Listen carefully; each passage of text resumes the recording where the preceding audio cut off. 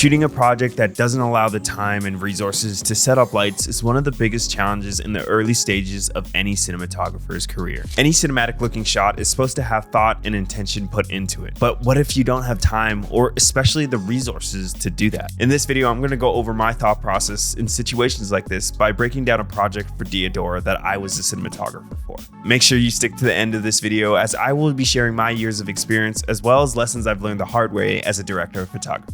For this project, I was reached out separately as a director of photography, and he basically said we have a tight turnaround with this project. It's basically happening within a week, and we have a location that we have around for 3 hours. There's going to be a video aspect as well as a photo aspect, and we have gear from the brand itself, Diadora, and he's looking to create a 30-second ad as well as some 15-second cut downs. So a very ambitious project, but one of those projects that you just have to kind of shoot on the fly and really use all the tools that you have at your arsenal as a director of photography, cinematographer, or anybody who works in video. A big thing that I was challenged in this specific campaign is that we want to have a 30-second commercial of a tennis match and really have different dynamic shots between all the hits that are happening. Very different challenge for me specifically, and I think we really brought this one to life, and I really want to go over some of the thought processes that I went through, as well as the challenges that I had to overcome. And the first thing I really want to go over is coverage. This is a big thing that I do in all of my work now.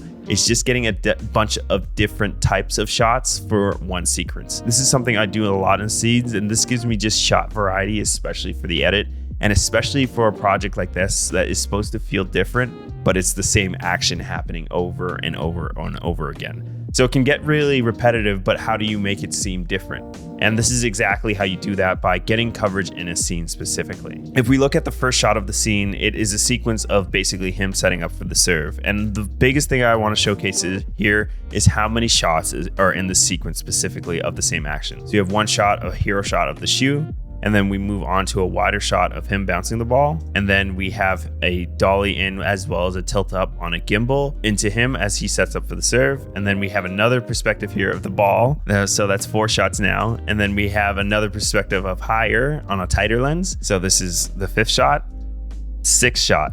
So we had 6 shots for one action there. And you can see that this is around like the 6-second mark. I really like to have basically in a 30-second ad a shot per second. So I usually like to storyboard or shot list about maybe 25 to 30 shots for a 30-second piece, and even more in between that, so we have more options for the edit. And what I want to start off is choosing a shooting direction, especially in a location where we didn't have time or really the luxury to set up any lights. There was photo and video happening off at the same times, and we only had a time crunch between 3 hours to get all these shots. And it seems like a lot of time, but in actuality, it was not really. So if we draw out the entire court, there was actually 2 courts and a center section with a bunch of pillars in the way. So we have a tennis court over here. So this is like court 1. And then we have another court here, which I'll call court 2. And then we have a big set of windows that you can see in the background of all these shots here. So whenever I basically enter any room or in a situation like this where we're going to be shooting the entire scene here, I can really choose my shooting direction. And I really like to sit in the location for just 5 minutes, talk to the director and say, hey, I'm going to shoot in this direction because of A, B, C, and D. And if we write down those reasons, so reason A, all my light is coming from this direction. So I'm going to shoot into where all the light is coming from. And luckily in my case, we have a bunch of windows that already develop a shadow side. So that is, I'm going to find my shadow side. Now I'm going to basically set my camera up and shoot in any direction possible like this. But I don't want to shoot directly into the window because I know that's going to flatten out everything. So I'm going to rotate my camera this way because it's going to provide more shape. So my second thing is, how can I develop even more shape? I know we already have a shadow side, but if I shot directly into the windows, I would have a completely silhouetted situation. So rotating my camera this way in that shooting direction now gives me more shape. But what also this does is it gives me more depth. If we look at the distance of camera between here and the wall, let's call that X. And then if we now look at their distance between this corner and shooting into the corner, we have this distance Y, and Y is obviously greater than X. But you could obviously argue the fact that we're shooting into windows, which is shooting into the sky, which is an infinite amount of distance. But this kind of really eliminates this developing shape and actually developing a interest on the subject. So you can kind of go back and forth with really figuring this out with the look that you're going and associating for. And this goes back to the context of what you're shooting. And in this case, we are shooting a product. We are shooting people. So we want to make the product look the best in its best light, and this is how you would do so. If it was a silhouette, you wouldn't see any detail. And you can see that depth being developed in this part of the image with shooting into the corner, developing all that interest we have here, as well as so many leading lines that give us a really pleasing composition. It was a very overcast day, so we didn't have any beams of light coming in, and we just had clouds. It looks like an overexposed window, but that's just the detail in the sky, and there's no absolutely detail. It's just a gray and gloomy day. And you can see in this composition here, shooting into the corner gives us that depth that we're looking for. We could shoot this directly into the sky. At this time, we were shooting around 12 o'clock, so one of the worst times to shoot because the sun was basically straight up in the sky. It was a very overcast day, so it was kind of spreading out all this light and giving us a really soft look. I would love to shoot this later on in the evening when the sun is kind of peeking down and really giving us the rays of sun that would really elevate this piece. But again, we're rolling with the punches with having only a 3-hour window to shoot this in the middle of the day. Going into the camera, this was shot on 2 red Komodos actually.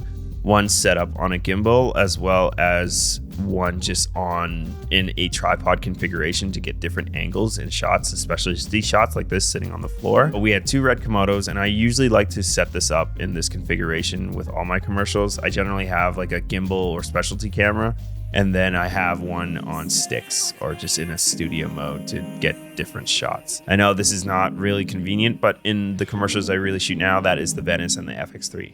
I use the FX3 almost religiously at this point, and it's one of my favorite cameras. But for this, the red Komodo, and then we also had a 12mm Laowa lens, and then we had a Nikon lens set, which is my personal vintage set, and we had a 20, 24, 35, 50, and then as well as 85. And what I found really interesting working with this director, that he really liked to shoot on the opposite of focal length. So we usually shot this on the 20 and then 85 to really give you different perspectives. And this is very important, especially when it comes to shooting the coverage of this scene, which we're going to look into next by looking at one of these shots here. And you can see here, we added some more dynamic motion by using the Ronin RS3 Pro paired with the Komodo, and this is the 20mm, just giving us that dolly in here. And you can see that heavy vignette on that lens. And then here, shooting this tight insert shot, this was shot on the 85. But the shot that we're gonna go into here, which is one of my favorites of the piece, this was shot on the red Komodo with that studio-like camera. And I want to stop at this shot here to really give you a lesson about getting a variety of different shots. The director specifically asked me if I had any ladders or anything that could go really high, and I told him I always bring a ladder on set. And what I found really interesting is that we shot this on the 24mm, and then obviously we have all that natural daylight coming through here.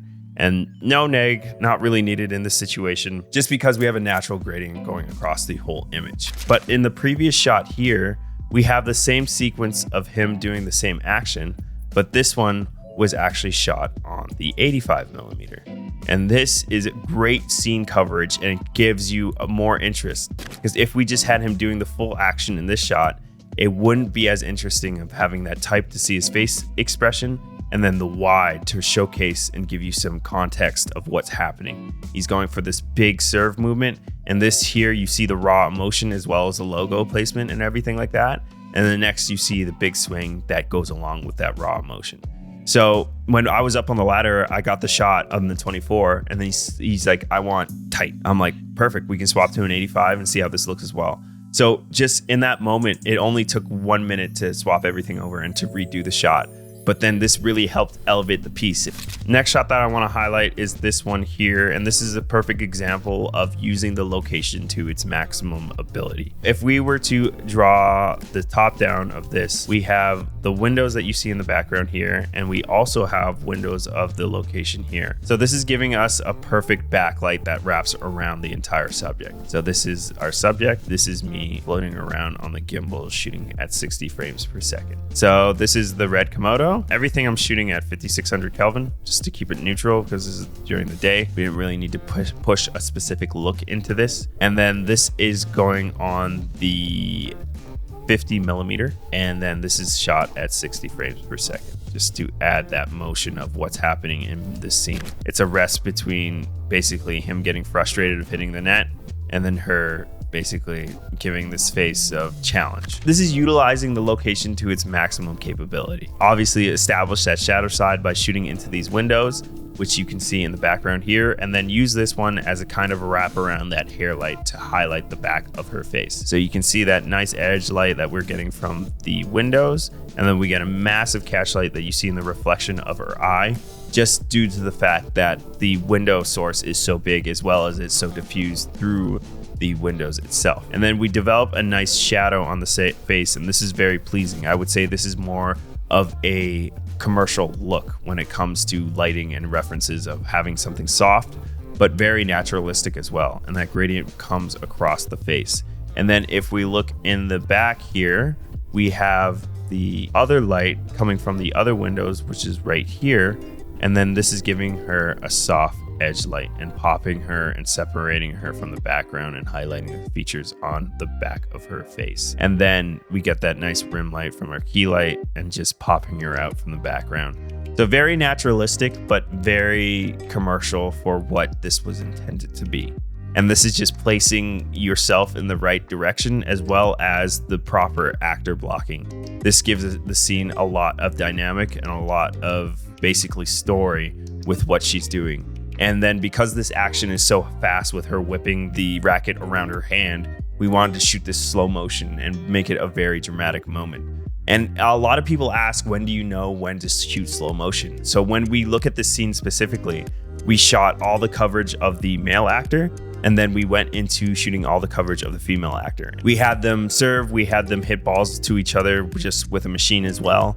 And then we basically did that at real time with a bunch of different focal lengths. And then we did that in slow motion with a bunch of different focal lengths, as well as getting some expressions in between, moving in and out. So I would say when we're looking at this scene specifically, we are shooting it once at like 24 FPS. And then that breaks down into actions such as like serving. So I'll put serve. And then we also have just hitting. And then we have some, I'd say, emotion points like this one for sure, like frustration, triumph, everything like that. And so we shot that at 24 FPS, and then we cycled through focal lengths. So we would shoot this all back on basically a wide and tight. So that could be the 85 or it could be a 50, 35, 24. We generally shot everything twice. Basically gives you 6 sequences to run through. And then we're gonna shoot this at 60 frames per second and go through the process again of shooting tight and wide and then getting the emotions, the hits and the serve. Also some details that you see throughout the piece as well. So if we kind of sum this up, you're shooting one scene about maybe 8 to 12 times. And this is just changing the settings as well as the camera focal length. And this just gives you a lot of coverage in the edit. I know not necessarily you aren't going to go into your next shoot and try to shoot a scene 12 times. That could be very considered a waste of time. But in situations like this where you have to think lightly on your feet, and really play on something in this situation where you're trying to basically tell the story of a tennis match, you have to shoot things this many times. And it just gives you a lot of safety net when it comes to the edit and just being efficient with everything that you're doing. You're like, okay, let's do all these serves at 24 frames per second. And then we're going to do that at 60 frames per second. Okay, let's switch focal lengths and again, go back and forth. And eventually you'll get everything that you need. But one other thing that I really want to cover is developing more interest in your frame and telling a story especially. In this, we're going to be talking about that interest by adding things in the foreground. So again, this is just the red Komodo, and then this was shot on the 12mm, and then I just have the camera on a sandbag, just sitting on the ground, and then also giving it a Dutch angle. So automatically the Dutch, you can tell that this player specifically is an uneasy part because he's playing tennis. If you look at the story specifically, it looks like he's losing. And then I'm like, okay, how can we even drive this story forward? Can we add a bunch of balls that looks like that he keeps hitting the net and the balls keep just rolling off, and then they're sitting here and you can see it that these are his basically failures when it comes to the match. And then this even drives the narrative forward, as well as if just looking at a cinematography point of view, this adds a lot of depth and interest and color back into the story and the image that you're creating. So this was just something that we threw in, and then we were positioning the balls in a random order. We didn't have any intention of how many balls were there at all, or if you look at continuity of how many times he hit the net. This was just to tell the story even further with the points I just made, as well as developing more depth and interest in the image itself. And then generally, if we look at the piece from a whole, there's a lot of movements, and a lot of the shots in here are a lot of inserts. Another thing that we wanted to add was energy in this edit, and the way that we did that was through the movement, and you can see that the movement progresses throughout the entire piece. As we go on, we can see that we have a lot more gimbal movement of going in and out, especially going across the net with a lot of these big hits. And this is something the director really wanted. And it was me going around with the Segway and the Ronin RS3 Pro, as well with an easy rig and an easy tilt attachment. Sometimes I took it off, sometimes I took it on, depending on the shot, whipping around with the actions and trying a different bunch of focal lengths. The main focal lengths I used for that were the 24 and 85. The 85 is extremely hard to keep focused, especially on the gimbal with all these movements, but the first AC, Adrian killed it, and we got a lot of these dynamic shots.